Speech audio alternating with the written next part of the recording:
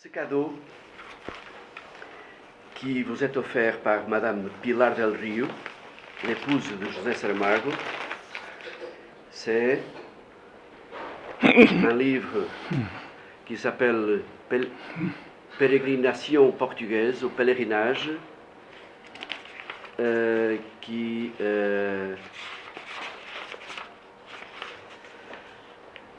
vous voulez.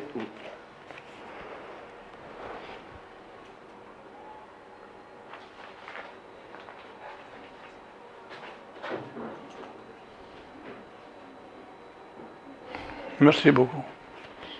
Oui, je vous remercie. Donc, l'autre cadeau ou l'autre message que Madame Pilar del Rio m'a transmis, c'est que José Saramago, pendant qu'il était vivant, il vous a proposé pour le prix Nobel. Malheureusement, vous n'avez pas eu encore, mais vous pouvez l'avoir. Mais José Saramago a laissé dans ses mémoires ce message que vous transmet à titre personnel, qu'il vous a proposé parce qu'il considérait que vous étiez un écrivain avec une œuvre suffisante en quantité et qualité et votre talent pour le prix Nobel de la littérature. Merci. Voilà. Merci Ça, c'est beaucoup. le message de José Saramago. Merci beaucoup. Donc, après cette introduction, peut-être on va s'arrêter un petit peu pour prendre notre café. Oui. Et après, on continue la conversation. D'accord, ok. D'accord. Ok. Merci. Alors, Monsieur Cadaret, notre conversation informelle. Je me souviens que dans le livre La légende des légendes, un des livres que j'ai beaucoup apprécié, parce que à Bruxelles, c'est très facile de trouver vos livres en traduction française de bonne qualité. Et dans ce livre, La légende des légendes, au début, vous dites Miguel Asturias a interrogé votre ambassadeur, l'ambassadeur d'Albanie, à Paris. Miguel Asturias, qui est devenu aussi prix Nobel par après. Et il interrogeait votre ambassadeur en disant l'Albanie, j'ai entendu parler de votre pays. Je serais curieux de savoir s'il y a chez vous beaucoup de brouillard. S'il y en a, il doit y avoir aussi des légendes. C'est comme ça que vous commencez votre livre. Évidemment, les légendes, c'est la source de votre écriture. Dans tous les livres que vous avez écrits, vous partez d'une légende. Vous avez le code traditionnel, le canon, qui donne une forme à votre raisonnement, et vous construisez, vous bâtissez vos récits et vos romans sur base des légendes. Si je peux vous poser une première question, qu'est-ce que ça représente aujourd'hui pour vous, les légendes du passé, pour un écrivain? Oui, bien sûr, c'est une légende, c'est une source très, très fidèle, très intemporelle, qui ne se trompe jamais. Les légendes ils sont bien sorties de la plus profondeur de l'humanité. Voilà pourquoi ils se prolongent à jamais. Ils sont toujours là. Vous pouvez chercher à l'intérieur d'une légende une grande vérité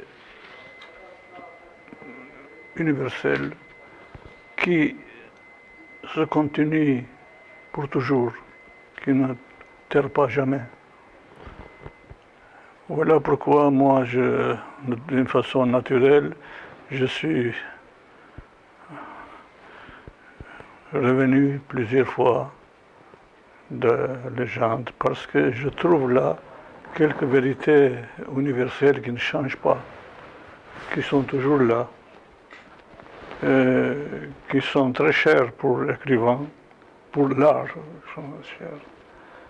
pour l'artiste, ils sont très chers,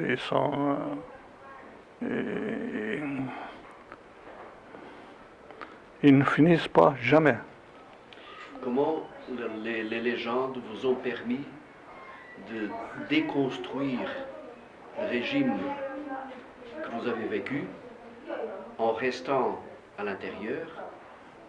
C'est votre secret, votre talent, c'est de rester à l'intérieur du régime en faisant la déconstruction de ce régime, en utilisant les légendes d'un côté, en utilisant l'Empire ottoman pour faire le miroir ou la projection du régime où vous étiez inséré. Et comment est-ce que vous avez vu cette mécanique, si je peux ainsi dire? Ça, c'était une mécanique qui ressemblait beaucoup. Toutes les dictatures ils ont un côté qui est inchangeable, un côté qui continue pour jamais. L'art, voilà pourquoi l'art a trouvé dans ces légendes, ces racines, des choses qui ne changent pas jamais, qui continuent à toujours. Les vérités qui sont éternelles pour tous les pays, pour tous les siècles, pour toutes les nations. Ça qui est des choses merveilleuses, c'est-à-dire, sont les vérités universelles, valables pour tout le monde, et qui ne changent pas jamais, ne perdent pas jamais leur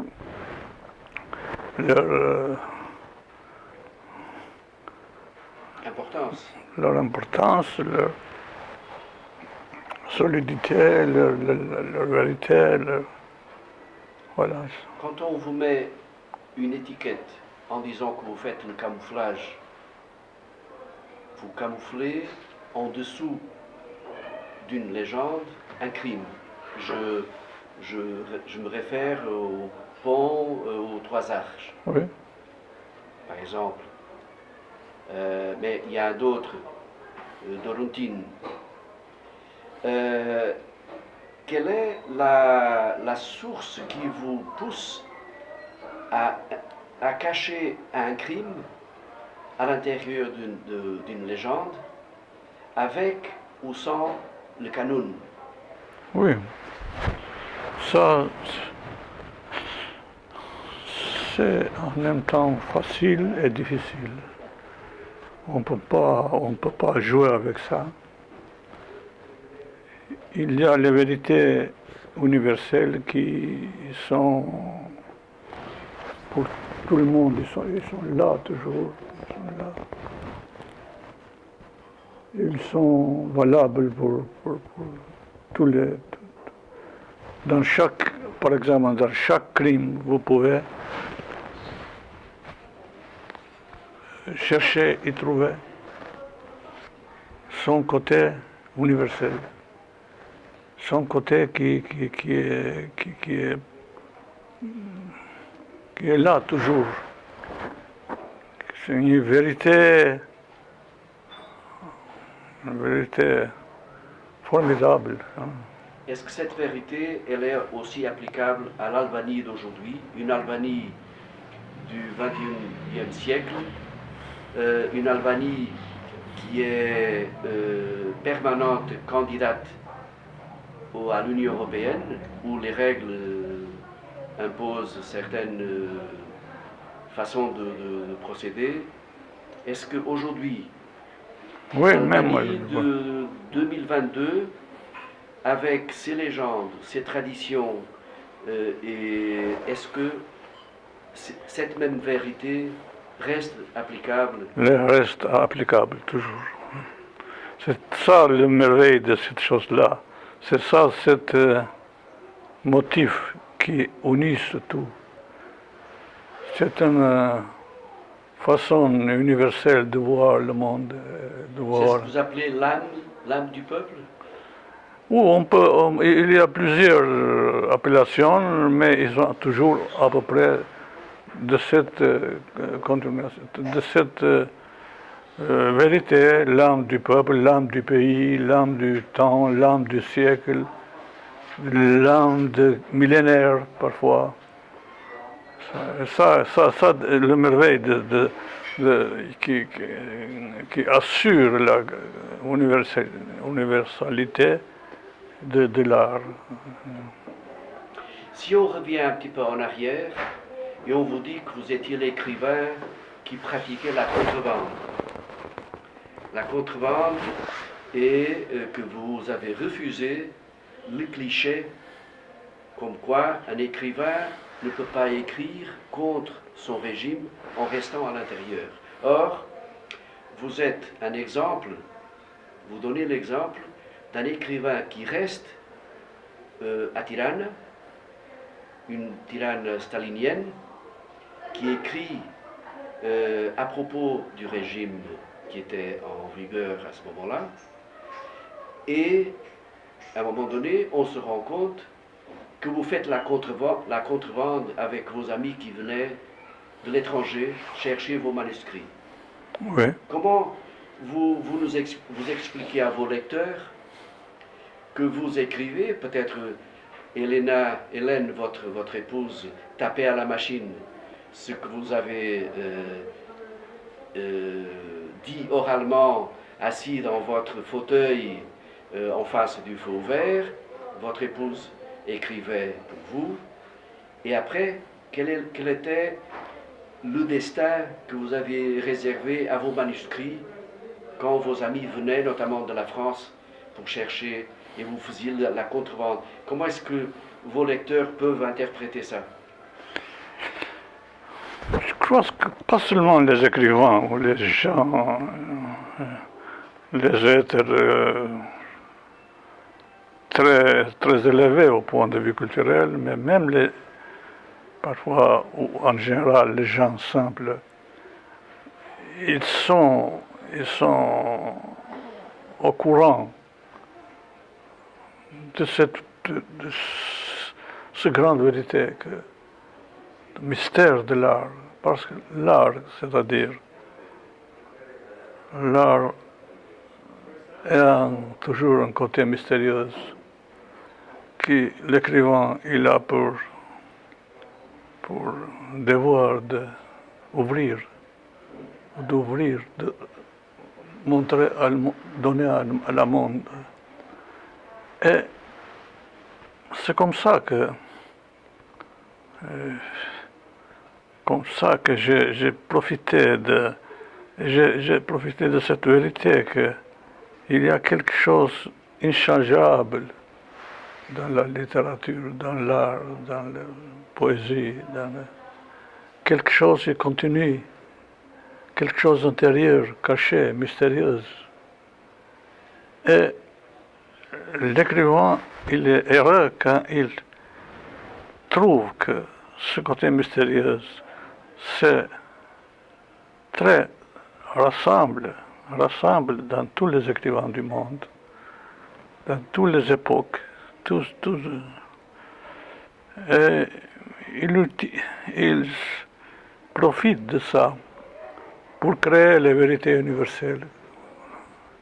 Il profite de ça, et c'est formidable ça. Une autre chose qu'un lecteur comme moi, ou en général les lecteurs, ils veulent savoir comment l'écrivain commence à écrire la première page. ce que on dit en français, noircir une page blanche. Oui. Donc, vous avez une idée, comme José Saramago aussi, il avait une idée, donc, mais il faut passer à la pratique. Quelle est votre première difficulté avant de commencer à écrire sur une page où il n'y a rien? Je pense que les lecteurs sont toujours curieux de savoir quelle est l'anxiété, la difficulté pour commencer un mot d'un livre. Oui, mais ça devient naturel, ça. Il n'y a pas quelque chose qui était un cliché de ça. Elle change de chaque écrivain, de chaque époque, de chaque langue, de chaque nation. Elle change toujours, elle est toujours là, en même temps éternelle et en même temps changeable toujours. Est-ce que vous aviez des routines, par exemple, écrire seulement pendant la nuit, ou écrire de 11h à midi, et après faire la sieste, et écrire de 5h à 7h de... Pas tellement, mais parfois oui. Parfois oui. Ça arrive d'une façon naturelle, ça. Vous savez, chaque sujet littéraire, c'est une énigme très connue et en même temps inconnue. Alors, c'est un malheur et en même temps bonheur pour l'écrivain. Maintenant, si vous êtes d'accord, parlons un petit peu sur le Kosovo. Oui. Donc, vous êtes un grand connaisseur du Kosovo, vous avez écrit sur le Kosovo avant et pendant le conflit de 99. Votre livre, il a fallu ce deuil pour nous rencontrer en janvier de 2000, si je ne me trompe pas.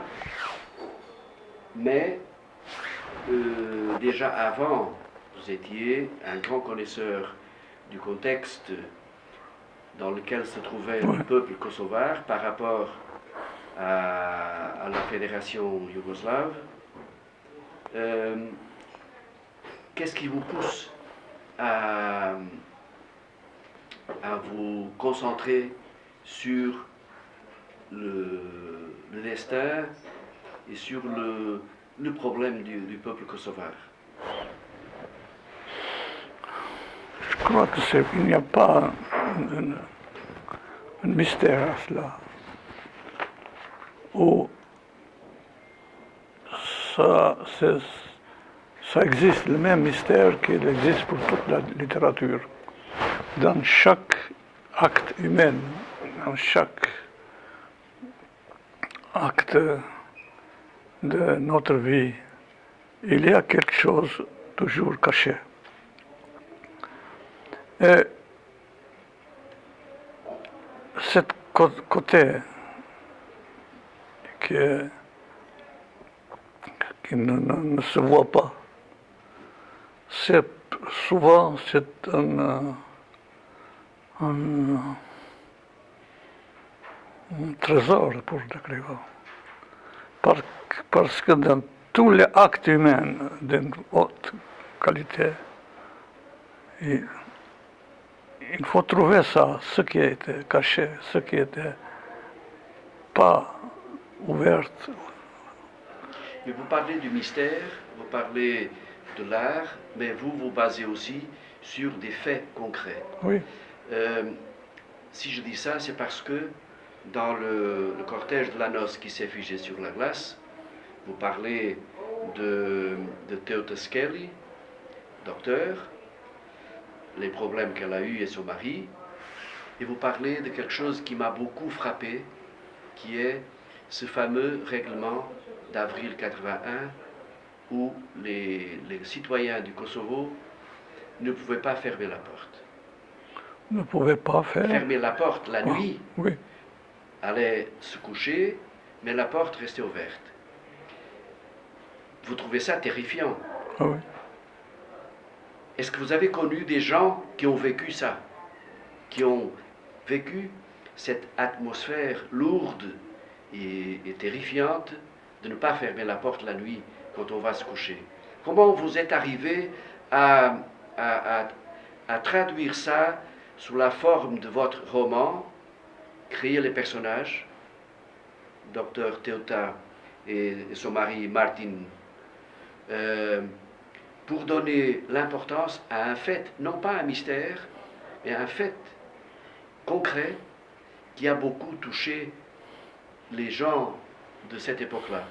Comment vous évaluez cette ce phénomène? J'ai vécu ça en premier lieu moi-même. Avec, En Albanie. ah oui, nous étions tous dormis avec les portes ouvertes. Pendant la période de Everoge? Ouais. Parce que il avait l'obsession de petit homme maligne qu'il ne supportait pas le mystère, ne supportait pas de ne pas savoir ce que les autres savent déjà. Il souffrait, il souffrit de ça. Il a continué il était obsédé pour découvrir à chacun son mystère. Et c'est cette obsession que vous avez aussi mis dans votre palais des rêves? Oui, c'est ça, oui. Je vous remercie beaucoup, Merci. M. Cadaret. Je vous souhaite bonne santé et j'espère pouvoir lire encore beaucoup de vos livres, ceux qui sont déjà écrits et peut-être, qui sait, si quelque chose est en préparation pour le futur. Je vous remercie beaucoup. Merci à vous.